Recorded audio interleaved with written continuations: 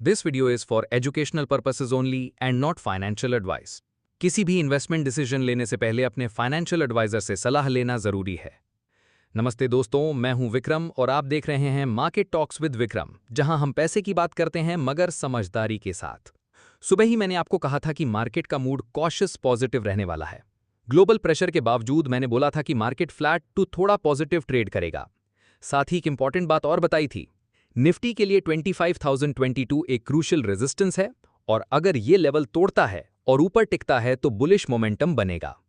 और दोस्तों, जैसे मैंने बोला था वैसे ही हुआ। मार्केट ने ग्रीन ओपनिंग दिखाई, बीच में थोड़ा प्रेशर आया लेकिन शाम तक गेन सस्टेन रहे। रैली थी लेकिन एक कंट्रोल्ड रैली, बिल्कुल वही कॉशियस पॉजिटिव टोन जो सुबह प्रिडिक्ट की गई थी। और सबसे बड़ी बात, निफ्टी ने वही रेजिस्टेंस तोड़कर 25,050.55 पर क्लोज किया। मतलब जो मैंने सुबह आपको लेवल बताया था 25,022, उसको मार्केट ने ब्रेक करके कंफर्म कर दिया। एकदम क्लियर सिग्नल की एनालिसिस सही था। तो दोस्तों, आज की वीडियो में हम डिटेल में डिस्कस करने वाले हैं मार्केट का ओवरऑल मूड और क्लोजिंग नंबर्स, आज के कॉशियस पॉजिटिव के पीछे का रीजन, टॉप गेनर्स और उनके स्ट्रॉन्ग परफॉर्मेंस का रीजन, टॉप लूजर्स और उनके डिक्लाइन के पीछे की वजह, सेक्टर वाइज हाइलाइट्स। आज का मार्केट मूड रहा कॉशियस पॉजिटिव, मतलब मार्केट ने पॉजिटिव मूव दिखाया लेकिन इन्वेस्टर्स थोड़े केयरफुल भी रहे। सेंसेक्स आज 81,857.84 पर बंद हुआ, 213 पॉइंट्स अप, लगभग 0.26% की राइज के साथ। निफ्टी 50 ने 25,050.55 पर क्लोज किया, 70 पॉइंट्स की तेजी दिखाई। निफ्टी बैंक थोड़ा वीक रहा और 55,698.50 पर बंद हुआ, लगभग 167 पॉइंट्स नीचे। आज का मार्केट सेंटिमेंट कॉशियसली पॉजिटिव रहा। सुबह की शुरुआत थोड़ी वीक थी, ग्लोबल क्यूज नेगेटिव थे और बैंकिंग स्टॉक्स जैसे एचडीएफसी और एसबीआई प्रेशर में रहे। निफ्टी भी 24,943 के नीचे चला गया और सेंसेक्स भी लोअर ओपन हुआ। मिड डे तक मार्केट ने रिकवरी दिखाई, खासकर आईटी सेक्टर में अच्छी खरीदारी हुई। इसने पूरा मूड बदल दिया और निफ्टी दोबारा 25,000 के ऊपर चला गया। दिन के एंड तक इंडिसीज ने अपना मोमेंटम बनाए रखा। यह 5th कंसेक्यूटिव सेशन था जब मार्केट ने स्ट्रेंथ दिखाई। एफएमसीजी, आईटी और रियलिटी सेक्टर्स ने स्ट्रॉन्ग परफॉर्मेंस दिया, जबकि मीडिया, फार्मा और प्राइवेट बैंक्स थोड़े वीक रहे। कॉशियसली पॉजिटिव सेंटिमेंट की वजह थी आईटी सेक्टर की स्ट्रेंथ। यूएस से फेड रेट कट की एक्सपेक्टेशंस और आईटी कंपनीज के अर्निंग्स आउटलुक ने सपोर्ट दिया। साथ ही 5 दिन की लगातार रैली ने कॉन्फिडेंस को बूस्ट किया। लेकिन ग्लोबल अनसर्टेनिटी और फेड के जैक्सन होल सिंपोजियम की वजह से इन्वेस्टर्स कॉशियस भी रहे। ग्लोबल और डोमेस्टिक न्यूज ने भी सेंटिमेंट को इन्फ्लुएंस किया। जैक्सन होल सिंपोजियम जो 21 से 23 अगस्त होगा, उस पर सबकी नजर है क्योंकि वहां से आने वाले पॉलिसी सिग्नल्स मार्केट को डायरेक्शन देंगे। डोमेस्टिक फ्रंट पर जीएसटी रिफॉर्म्स की न्यूज और एसएनपी के इंडिया के सॉवरेन आउटलुक को बेटर करने की एक्सपेक्टेशंस ने मार्केट्स को सपोर्ट दिया। शॉर्ट में अगर देखें तो सेंसेक्स और निफ्टी ने ग्रीन में क्लोज किया। निफ्टी बैंक थोड़ा वीक रहा। मार्केट कॉशियसली पॉजिटिव रहा। आईटी सेक्टर के सपोर्ट और डोमेस्टिक फैक्टर्स ने पुश दिया, लेकिन ग्लोबल इवेंट्स की वजह से कॉशन भी बना रहा। आज के मार्केट सेशन में कुछ चुनिंदा स्टॉक्स ने जबरदस्त परफॉर्मेंस दिखाई, तो वहीं कुछ शेयरों में गिरावट का दबाव बना रहा। आज के टॉप गेनर्स में सबसे पहले बात करते हैं ओला इलेक्ट्रिक की। लगभग 18% का तेजी देखने को मिली और पिछले 2 सेशंस में स्टॉक ने 24% से ज्यादा रैली की है। इसके पीछे सबसे बड़ा फैक्टर है जीएसटी रिफॉर्म्स को लेकर ऑप्टिमिज्म। साथ ही भावेश अग्रवाल के एम्बिशियस ईवी टारगेट्स और गीगा फैक्ट्री प्लान्स ने इन्वेस्टर कॉन्फिडेंस को बूस्ट किया है।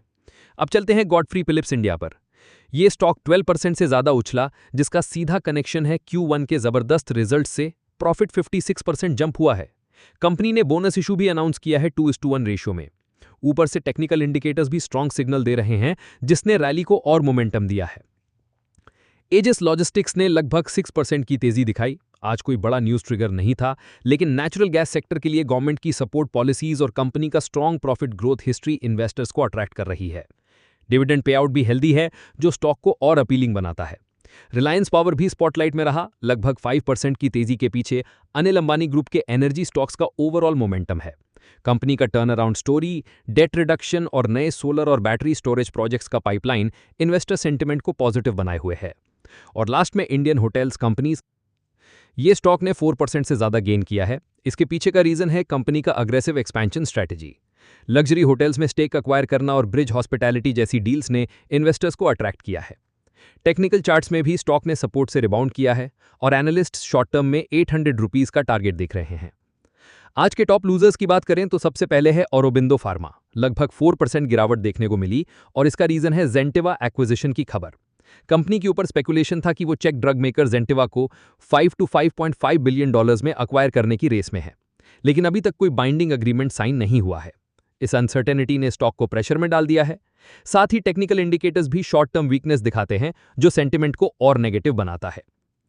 Hyundai मोटर इंडिया की तरफ देखें तो स्टॉक में 3.6% की गिरावट आई। ये करेक्शन उन्हीं तेज रैलीज के बाद आई है जिसमें शेयर ने 12 to 15% तक जंप किया और all time high 2624 rupees touch किया था। यानी ये ज्यादातर प्रॉफिट बुकिंग का केस है। इसके अलावा कंपनी के क्वार्टरली नंबर्स में रेवेन्यू और net profit year on year गिरावट दिख रही है, जिस वजह से मूड कॉशियस बन गया है। आदित्य बिरला रियल एस्टेट भी प्रेशर में रहा, लगभग 2.7% नीचे बंद हुआ। कंपनी का परफॉर्मेंस वीक है। Q1 में कंसोलिडेटेड लॉस रिपोर्ट हुआ और सेल्स भी गिर गई। पिछले एक महीने में स्टॉक लगभग 15% गिरा है और अभी तक प्रॉफिटेबिलिटी के कोई क्लियर साइंस नहीं दिख रहे हैं, जिस वजह से इन्वेस्टर्स कॉशियस हैं। भारत फोर्ज ने भी लगभग 2% के आसपास स्लिप किया।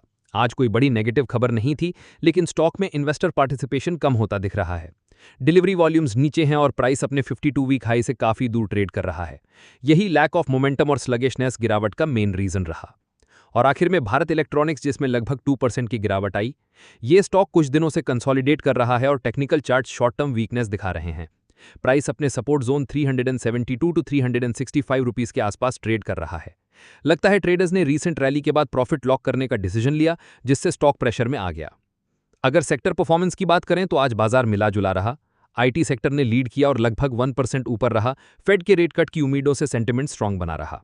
कास्टिंग्स, फोर्जिंग्स एंड फास्टनर्स सबसे टॉप परफॉर्मर रहे। ये सेक्टर 5% से ज्यादा चढ़ गया।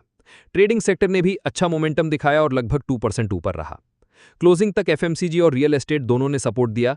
ये सेक्टर 1 से 2.5% के बीच में ग्रीन में बंद हुए। दूसरी तरफ फाइनेंशियल्स प्रेशर में रहे, लगभग 0.5% नीचे। डायमंड और ज्वेलरी स्टॉक्स भी स्लिप हुए, यहां पर 0.6% की गिरावट आई। मीडिया, फार्मा और प्राइवेट बैंक्स ने भी हल्का वीकनेस दिखाया, लगभग 0.4% डाउन। आज के दिन आईटी, एफएमसीजी और रियल एस्टेट ने मार्केट को सपोर्ट किया, जबकि फाइनेंशियल्स, मीडिया, फार्मा और ज्वेलरी स्टॉक्स ने ड्रैग किया। और दोस्तों, कल के प्री मार्केट एनालिसिस में हम देखेंगे ग्लोबल मार्केट क्यूज और न्यूज अपडेट्स, कल की एक्सपायरी के लिए निफ्टी और बैंक निफ्टी के की support resistance levels, top momentum stocks और सेक्टर्स जहां पर बाइंग इंटरेस्ट या ब्रेकआउट का चांस है, और साथ ही स्मार्ट ट्रेडिंग और इन्वेस्टमेंट स्ट्रैटेजीज। तो रेडी रहिए एक और डिटेल्ड और इंसाइटफुल मार्केट सेशन के लिए। अगर आपको यह एनालिसिस वैल्यूएबल लगा हो तो वीडियो को लाइक करें, कमेंट में अपना फीडबैक जरूर दें, और अगर आप बिगिनर हैं तो मेरी जीरो टू हीरो सीरीज जरूर देखें, उसमें हर कॉन्सेप्ट को आसान भाषा में समझाया गया है। मिलते हैं कल प्री मार्केट एनालिसिस के साथ। Safe trading, smart investment. जय हिंद।